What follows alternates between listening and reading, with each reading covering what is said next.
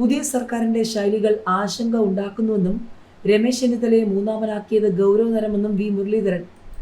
UDF സർക്കാരിന്റെ വകുപ്പ് വിഭജനത്തിലെ കാലതാമസം ലീഗിന്റെ സമ്മർദ്ദം മൂലമെന്നും വി മുരളീധരൻ MLA. പുതിയ സർക്കാരിന്റെ ശൈലികൾ ആശങ്ക ഉണ്ടാക്കുന്നതെന്ന് കഴക്കൂട്ടം MLAയും BJP നേതാവുമായ വി മുരളീധരൻ. മുസ്ലിം ലീഗിന്റെ പിടിവാശികൾക്കനുസരിച്ചാണ് സർക്കാർ മുന്നോട്ട് പോകുന്നത്. PK കുഞ്ഞാലിക്കുട്ടിയാണ് മന്ത്രിസഭയിൽ രണ്ടാമൻ.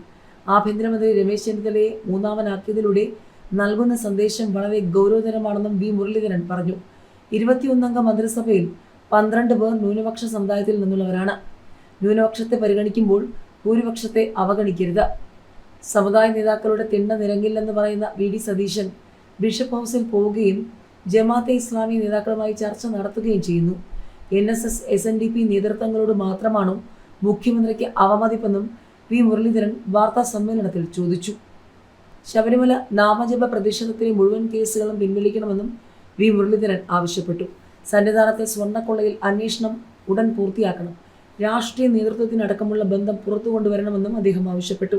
വന്ദേ മാതരവുമായി ബന്ധപ്പെട്ട് CPM കൈക്കൊണ്ട നിലപാട് നിന്ദ്യമെന്നും വി മുരളീധരൻ പറഞ്ഞു.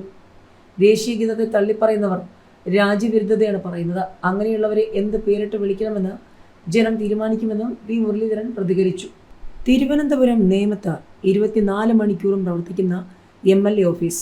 BJPയുടെ മണ്ഡലങ്ങളോട് വിവേചനം കാട്ടിയാൽ ശക്തമായ പ്രതികരണമെന്ന് BJP സംസ്ഥാന അധ്യക്ഷൻ രാജീവ് ചന്ദ്രശേഖർ.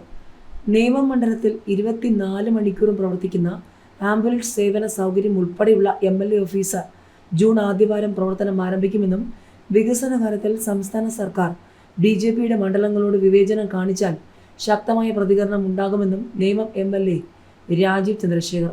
നേമത്തെ ജനങ്ങൾ തന്നെ MLA ആക്കിയത് അവരുടെ ജീവിതത്തിൽ വ്യത്യാസം കൊണ്ടുവരാനാണെന്നും രാജീവ് ചന്ദ്രശേഖർ പറഞ്ഞു. നേമം മണ്ഡലത്തിലെ എസ്റ്റേറ്റ്, കരിമം, കാലടി വാർഡുകളിൽ നടന്ന നന്ദി നിയമം എന്ന പൗരസ്വീകരണ പരിപാടിയിൽ സംസാരിക്കുകയായിരുന്നു അദ്ദേഹം.